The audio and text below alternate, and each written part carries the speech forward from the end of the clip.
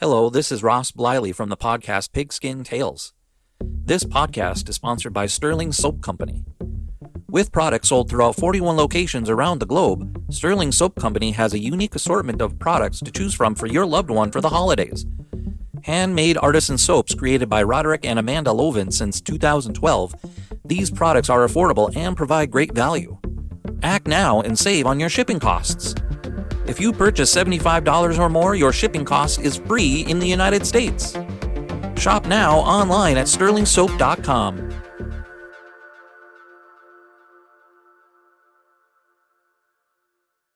Are you a hockey fan? Then you'll love Eric Zweig's new book, Hockey Hall of Fame True Stories 2. It's a treasure trove of untold tales, bizarre incidents, and captivating trivia that will leave even the most devoted puckhead astounded.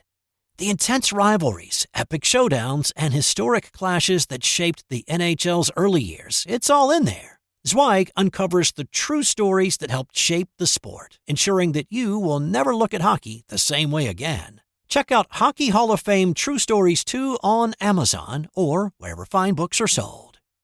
This podcast is part of the Sports History Network, your headquarters for the yesteryear of your favorite sport. You can learn more at sportshistorynetwork.com.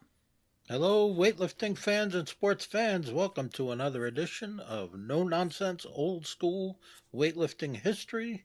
You can also find this podcast on Yesterday Sports. I'm here once again with my son, Everett. Hello, everyone. And we're going to be continuing our discussion on how much weightlifting has changed over the years. We're coming from two different generations, obviously. I was lifting in the 1980s, and Everett started lifting around what year, Everett?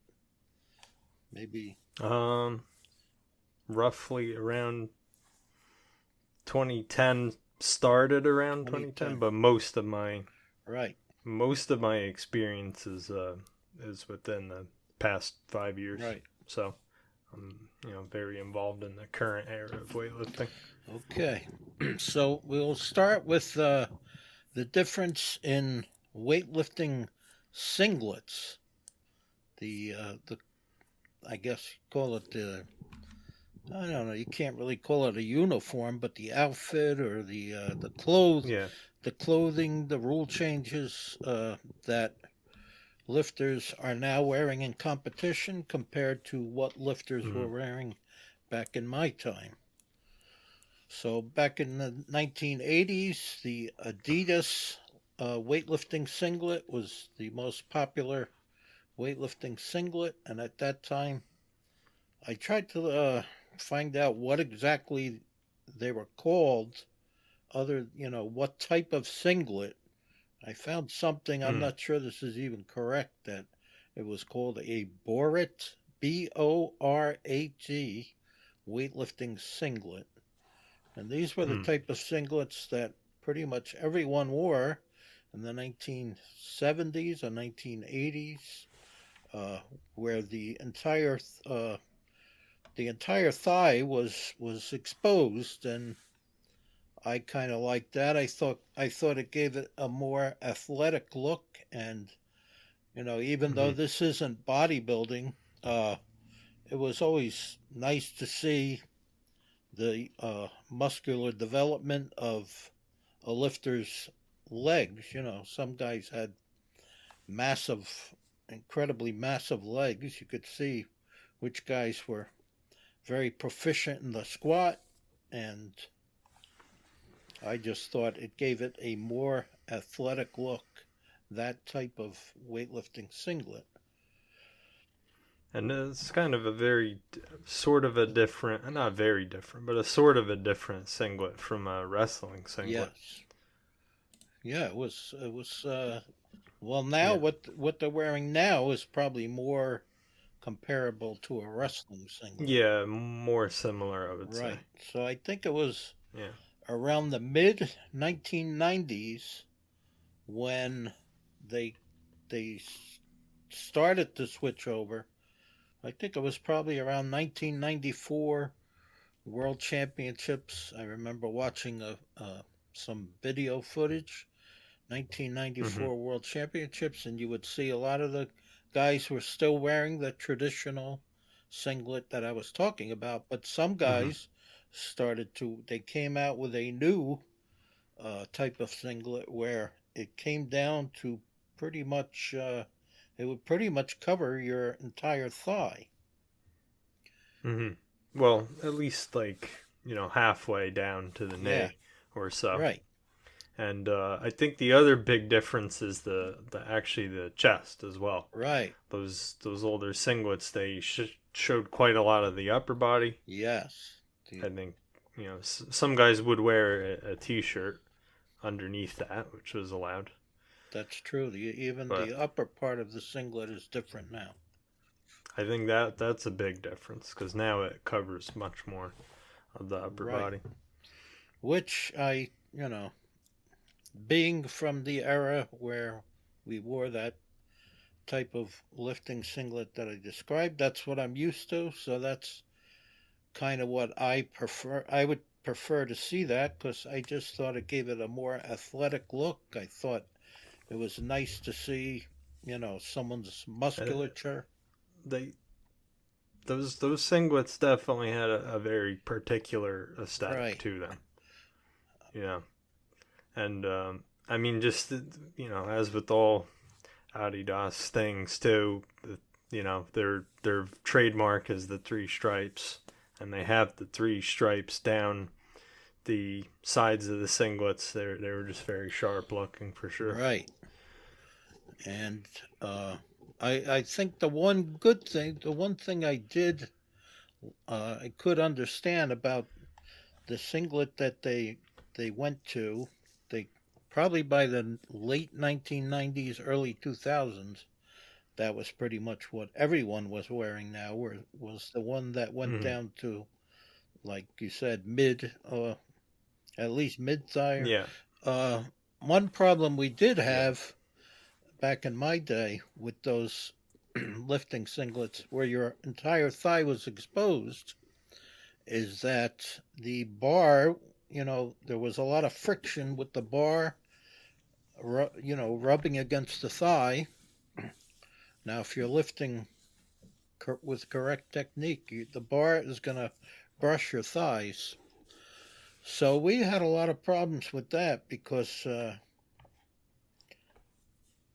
with all that friction of the bar scraping against your thigh, we would get blisters, and we would have to have all kinds of tricks that we would actually have to shave the front of our thigh, remove all the hair so that there wasn't, and it would slow the bar down too, actually. And we would use, now supposedly it was against the rules, but I don't think it was a rule that was really enforced. I don't really even remember Rudy Sablo giving anyone a problem unless it was excessive. We would use talcum powder or baby powder on our thighs to get the bar to move faster and not have that friction. And then in training, even in the hot summer months, and I told you how hot it used to be at the Belleville Barbell Club. Even during the summer months, we would wear sweatpants because we didn't want that you would actually get blisters on your thigh. And our sweatpants, we would get holes in the thighs of our sweatpants from the bar rubbing against, and then we would have to get patches put on. We would get, if you see some of the old training photos from 1970s, 1980s, you'll notice a lot of guys had sweatpants that had patches in the front of the thigh. And that's of course still a very characteristic thing. Not so much the patching the pants, but every serious weightlifter, you're always going to see them with some. Now we have usually like skin tight or close to skin tight training pants of like a spandex type material, and you you will almost always see someone with that type of pants. There are going to be some holes across the width of them, because you're constantly brushing that bar against your thighs in every repetition. Right. So, and now, so we talked about the singlets, but now they've gone even further. You know, first they changed the singlets, which I wasn't that, you know, I still like the old singlets, but I wasn't that upset about the new singlets, because at least, like I said, you didn't have to worry about that friction problem where the bars were. Right. And if I'm not mistaken, those new singlets those don't really contradict the old rules at all. No. They just didn't start making those yet. Right. And then around the beginning of the 2000s, that's when they really started predominantly making those types of singlets. Right.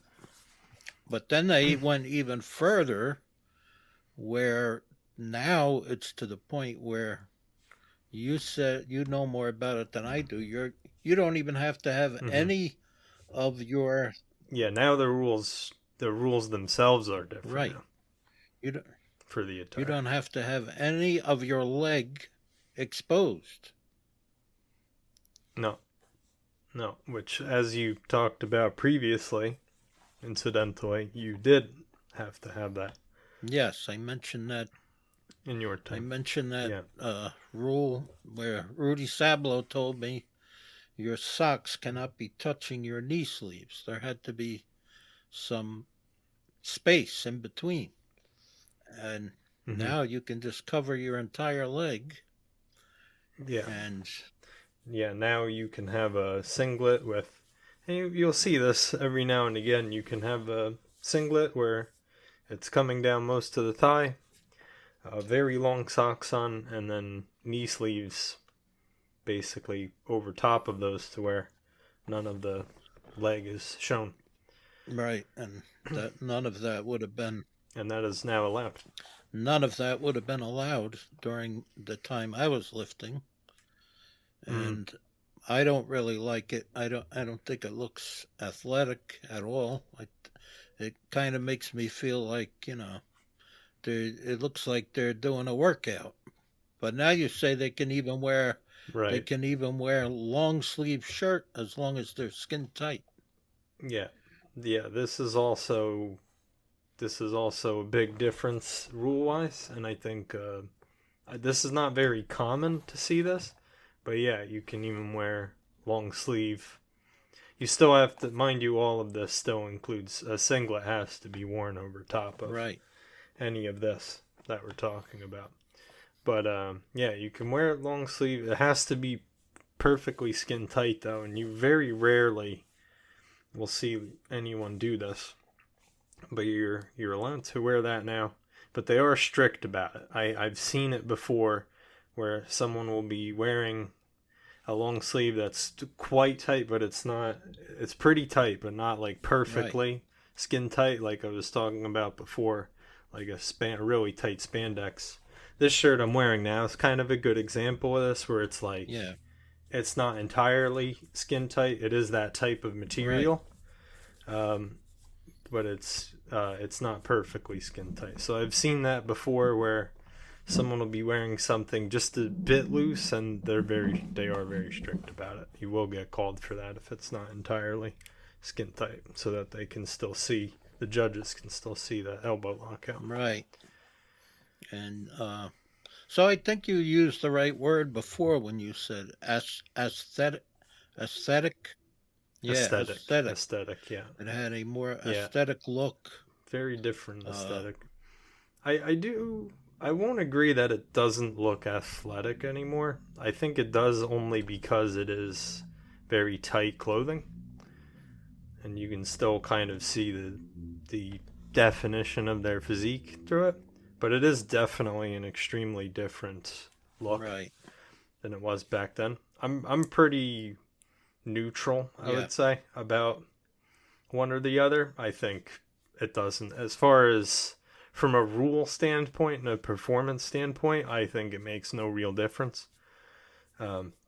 besides for the one thing you had mentioned, there is the advantage with not having to bother with the talcum powder. So that is the one thing that's definitely an improvement. Yeah, I could understand that. Especially because, as you've told me before, with the talcum powder, that caused another problem. Yeah. Of powder getting on the platform. Yep. And then when you would do your split jerk, so they would always have rosin. They would always have a box with rosin in it that you could step in the box and so get the rosin on the bottom of your shoes, which helped a little to not slip on the tuck. But they were pretty good about sweeping, they were good about sweeping the platform. And so I don't. But that is the one nice thing is now you never see a rosin box anymore because there's just no need for it. Although I have actually seen a few occasions where some athletes may have benefited from there being rosin available because sometimes it's just an issue of the platform itself. Yeah. At a particular competition, sometimes the platform is too slick and you'll still see that slippage of the foot in the split jerk. I'm surprised. It's pretty rare, but I have seen that in one or two competitions before where the platform was notoriously the finish on the platform was too slick. It looks like it's slick. I'm surprised that they don't have the rosin box there. Seems like it's a simple thing to do. I don't know why they wouldn't still have that. But anyway, I still prefer the old vintage look from the 1970s and 1980s where you could see the musculature of it. Now you can't even tell, if a guy's got big muscular thighs, you can't even tell. But well, if they're wearing all of that, right. Extra stuff, because it is worth noting a lot of people are not really doing these things that we're saying anyway. Right.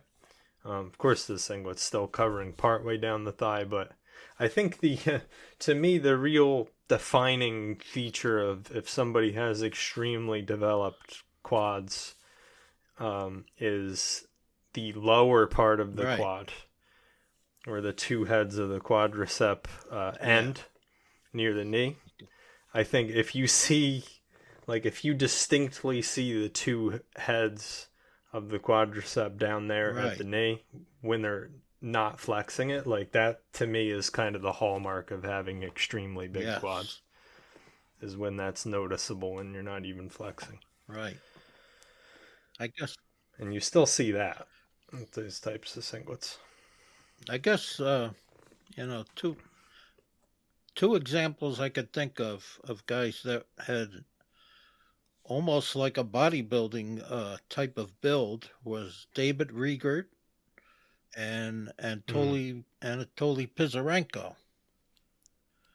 Yeah. Well, Pisarenko, he notoriously didn't really enjoy weightlifting all that much. That's what he was. And he actually really liked bodybuilding. That's what he said.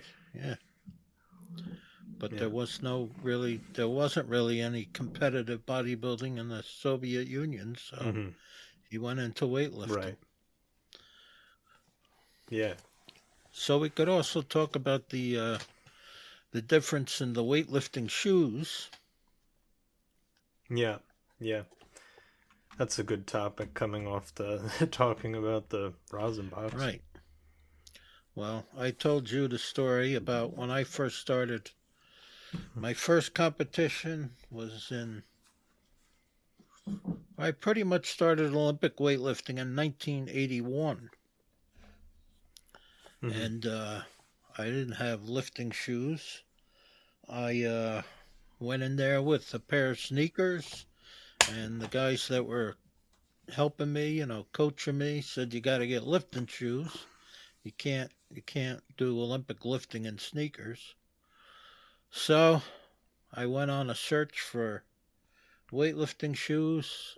I went from sporting goods store to sporting goods store, and they didn't even know what I was talking about.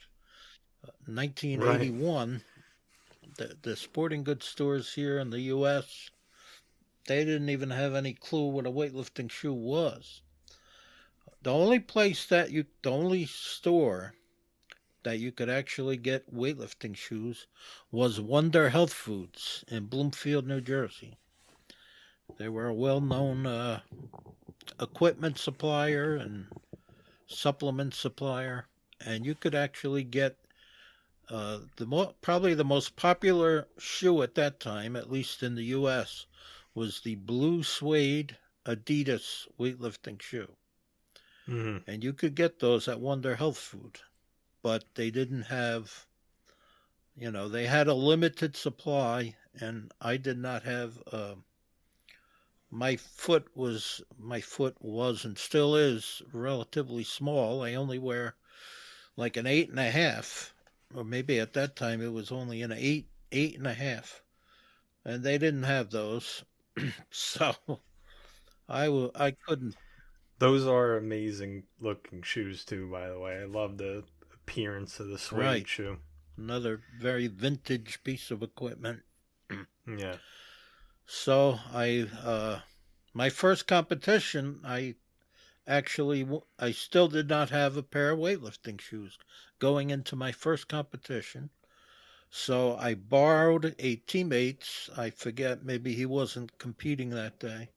I borrowed one of my teammates' lifting shoes, but he was like a size 10, so I had to wear like 3 pairs of socks.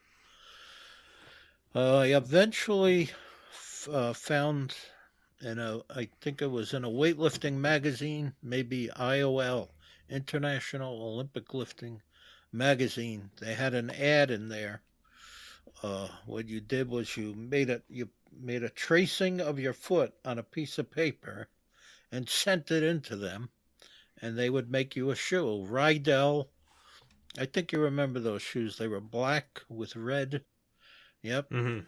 They were black shoes with red trim, and they were called Rydell weightlifting shoes, and I still have them, and that's how I got my first shoes. But now, of course, you have the internet, so you can get lifting shoes by pressing a few buttons. Much more available. Not only much more available, but it's just also to do with the general awareness and popularity of weightlifting has increased. Not to say it's wildly popular, but certainly more popular. Because, for instance, in the even just we're not talking a long time ago. We're talking like we mentioned. I started somewhere around 2010. So we're only talking about 15 years ago here. Not really that long ago. And even at that time, it was with still internet access and everything. It was still kind of difficult to get access to shoes. Right. You could certainly get them, but there wasn't as much availability. Like, you did have to do some digging to find them. But yeah, now they're definitely a lot more available just because of the increase in popularity. I always find that story very interesting, though, about the Rydell shoes. But to me, it's like there's a trade-off here with back then and now, I think. Like, now, obviously, it's a very positive thing for shoes to be more available. But I think something's been lost in that sense of you were able to send that in and get custom shoes, essentially, for your foot. And I think that's really something special that you couldn't do that now, at least not without paying probably a shoemaker to really, probably be quite expensive to really make a custom shoe for you. So that's something I always find amazing, because that's something that's often in the discussion now with shoes. There's tons of shoes available, but in the discussion of shoes, people are always talking about, what type of foot they have, how their foot is built, right. Which shoes are good for that, because all these shoes, they're built differently, of course. So it's like, oh, this is a good shoe if you have a really wide foot. This isn't a good shoe if you have a wide foot. These ones have a wider toe box than the others. Right. So there's a lot of differences with stuff like that, but there are tons of different shoes available now, for sure. Yeah. Adidas, of course, still making shoes all this time. They've always been in the game with that.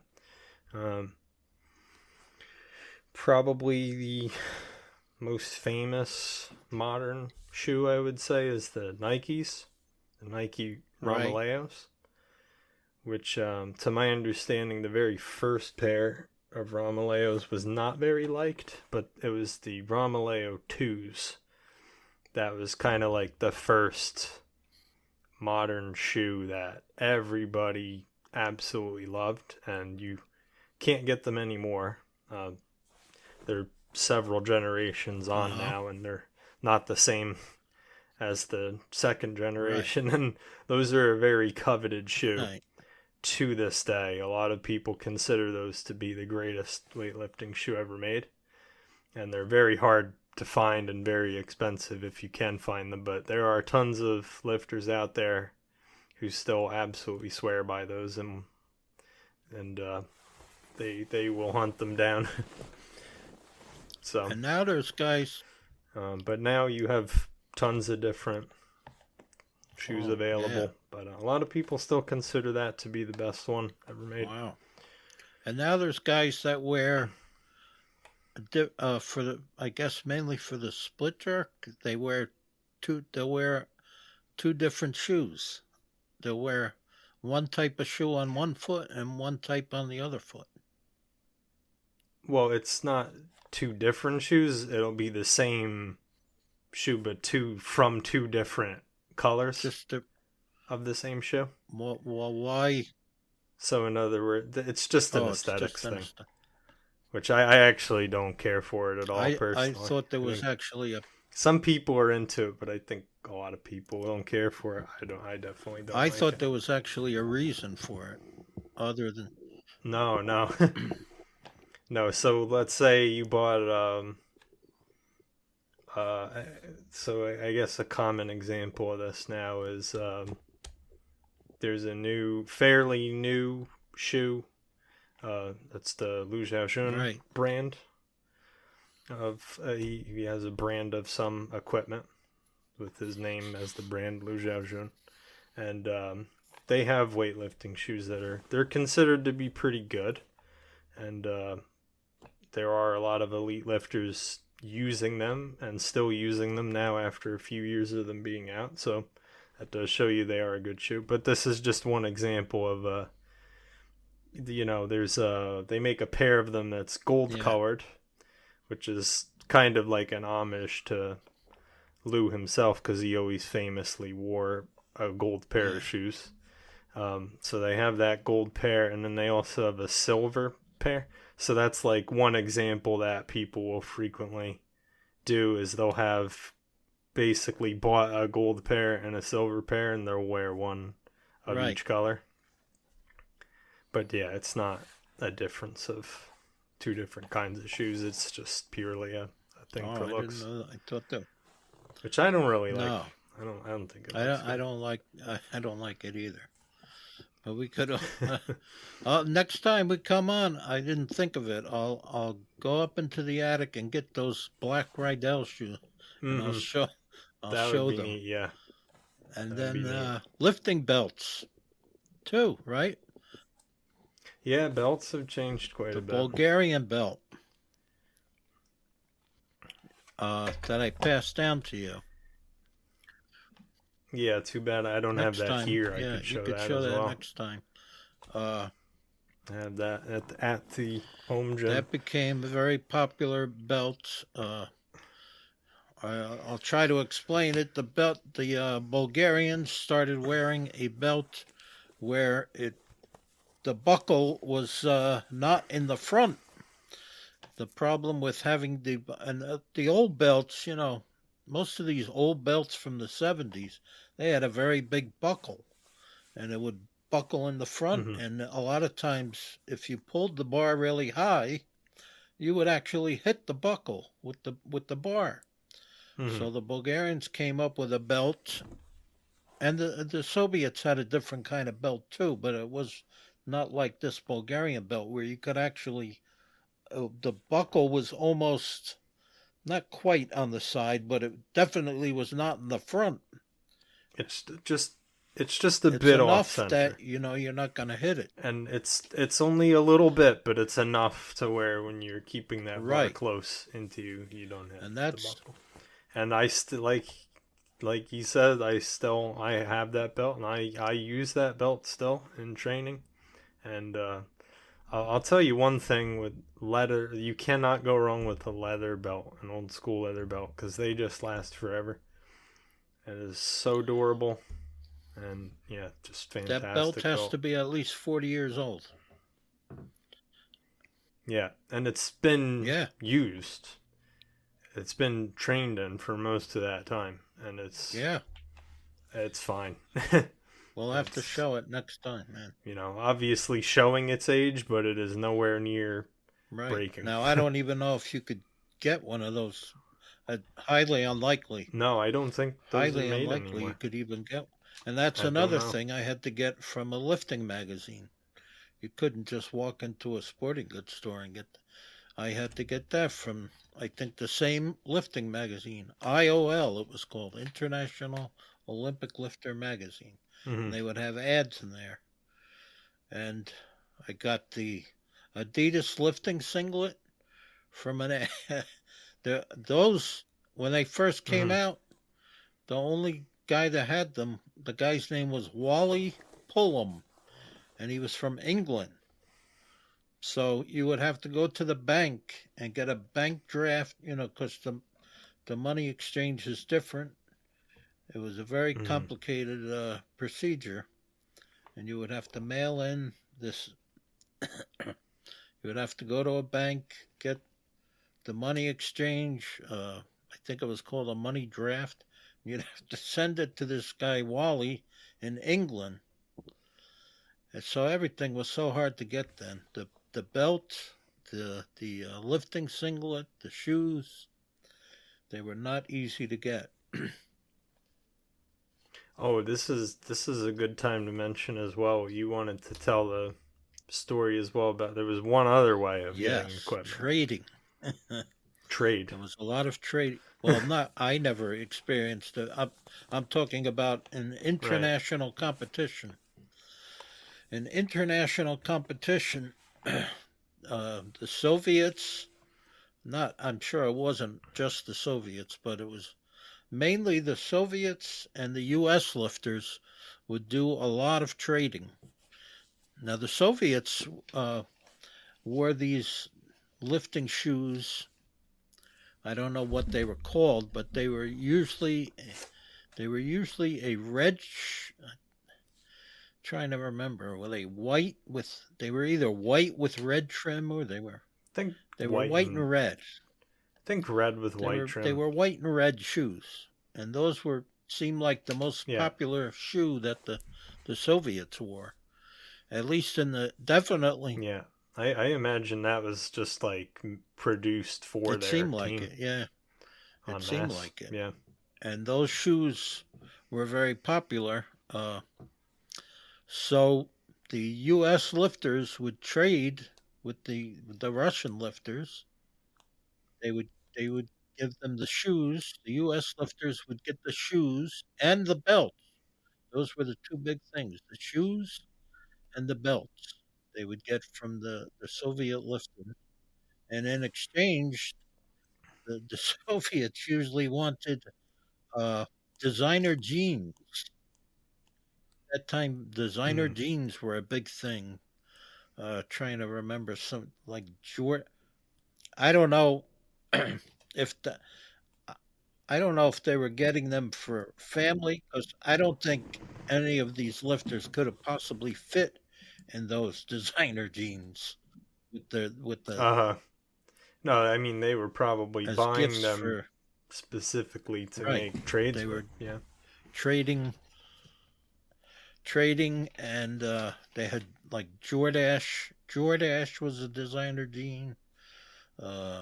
Vidal Sassoon, I think, was the other one. There was a lot of popular designer jeans, and that's what the Soviets wanted. And they would trade, and sometimes they would trade, like lifting shirts, like the Alico shirt was popular. Mm. So there was definitely a lot of trading that went on. I always found that pretty interesting.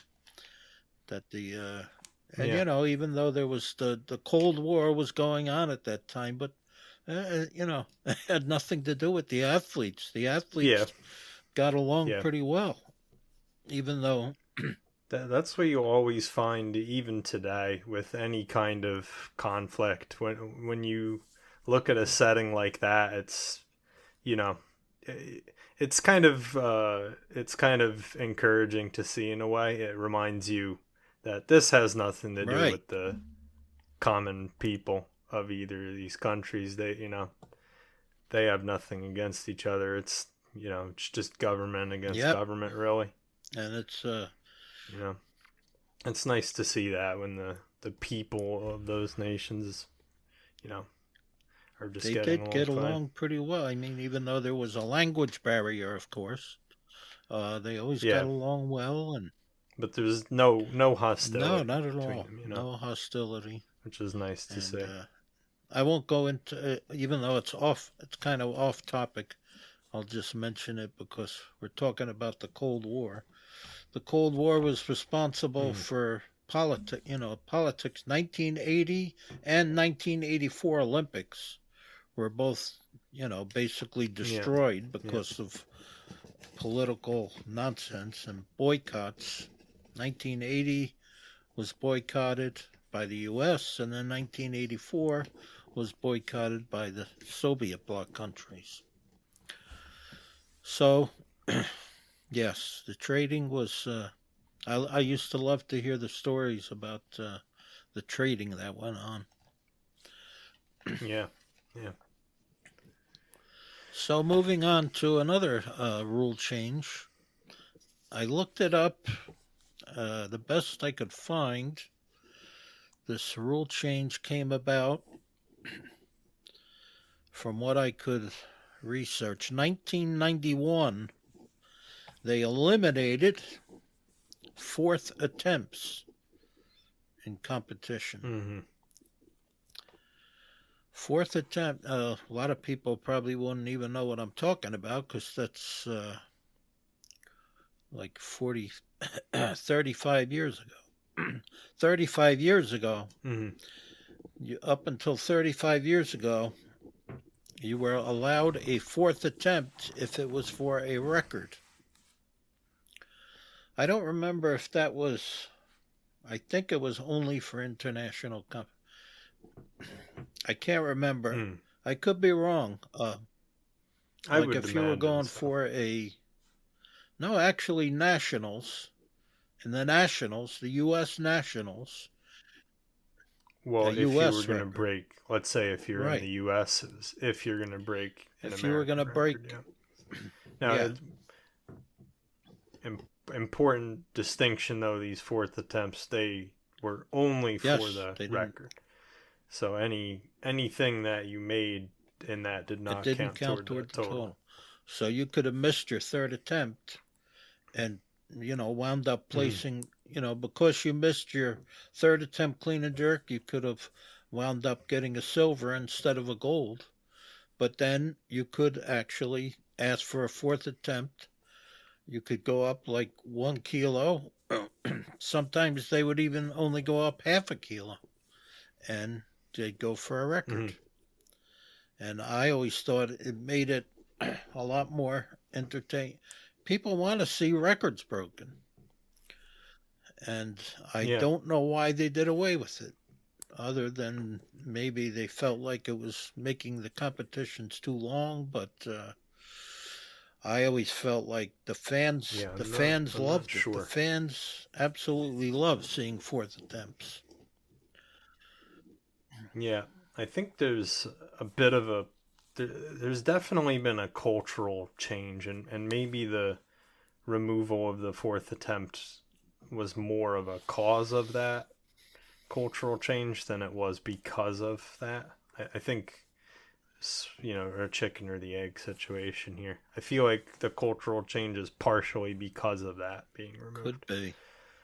But there's definitely been a big cultural change surrounding world records versus winning medals.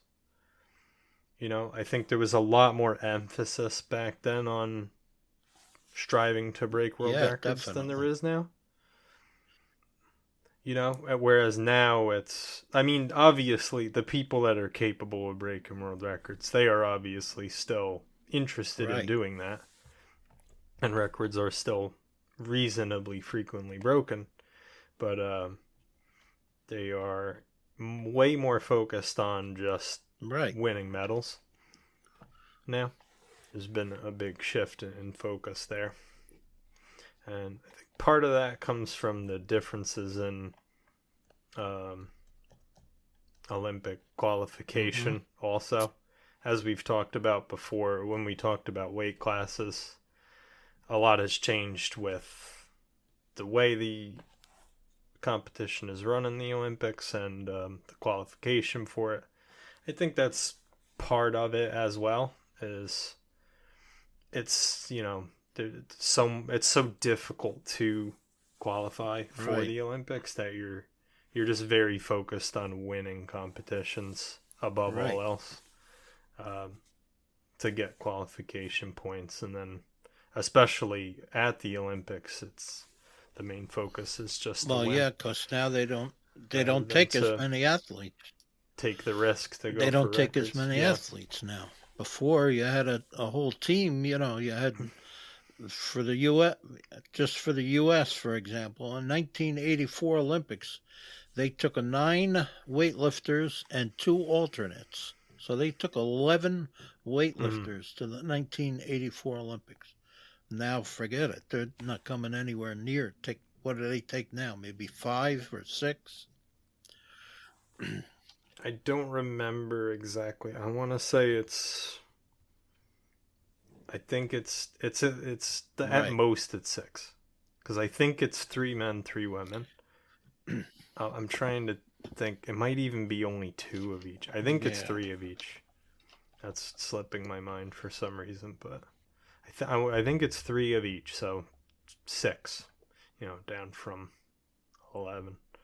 And I think there are still alternates in the form of I don't think they take them there per se, but there's alternates in the sense of if something happens to an athlete, the next closest ranked person fills that spot. But they don't take them there, really. Which is probably kind of foolish, because what if something happens to the athlete once they're in the city where the competition is? What if they get injured in training and they can't lift? Yeah. But you're right. I mean, the emphasis is more on making the Olympic team now and winning medals. But oh boy, I missed those 4th attempts. I thought, and I think the fans want to. They were aggressively going after world records in that time. Very aggressively. And now it's not like I said, they're still interested in records, of course, but they're not aggressively going after them. They're going after them if they've already secured. Well, it was the same back then. You go for them after you've secured your win, of course, but now it's, when you see records, generally it's just a record by 1 kilo, the minimum that you can make an increase by. And part of that's, I don't know how it was back then, as far as the monetary incentives. I don't know how they were paying athletes for world records. But now the way most countries are doing it is if their athlete breaks a world record, they get a sum of money for that. And that sum of money is the same just because you broke a world record. It doesn't change by how much you broke the world record by. And I think that's part of it too, because these athletes, they're just, Lasha Talakadze was a great example of this. He was constantly breaking world records, but just breaking them by 1 kilo every time at each competition, which is still an incredible feat. I mean, he took the snatch world record single-handedly from 216 to 225 by himself, with no one else involved. That's a massive increase, which is insane to think about. But you know, that being said, though, there's incentive for someone like that to only break the record by 1 kilo to get that payment, and then do it again next time 1 kilo. I think it was the same with Vasily Alexiev. And at that time, you could break a world record by a 0.5 kilo. And it was the same with him. Well, this is getting into another topic we'll have to talk about next. That leads right into the weight increments, right? Yeah. So that... Yeah, because I mentioned now the minimum increment is 1 kilo. And that's regardless if you're going for a world record or not, or anything else. But it was a lot more complicated back then, or I shouldn't say more complicated, more nuanced, I suppose. I think the from the best I could gather with my research, it looks like they changed this 20 years ago. In 2005 is when they went to the 1 kilo increments. Now, of course, I told you back when I was lifting, it was a lot harder to plan out your attempts. That concludes part 1 of this conversation. I hope you enjoyed it. Tune in again next week for part 2, where we'll start by discussing how they have changed the rules regarding weight increments during competitions. Thank you, and God bless. This podcast is part of the Sports History Network, your headquarters for the yesteryear of your favorite sport. You can learn more at sportshistorynetwork.com. The heel gets the heat. The babyface gets the cheers. But the jobber gets, well, the job done. And speaking of jobbers, Barry Horowitz wasn't there to win titles. He was there to build them. By selling every move, every storyline, and every new star that stepped into the ring. He was the secret sauce.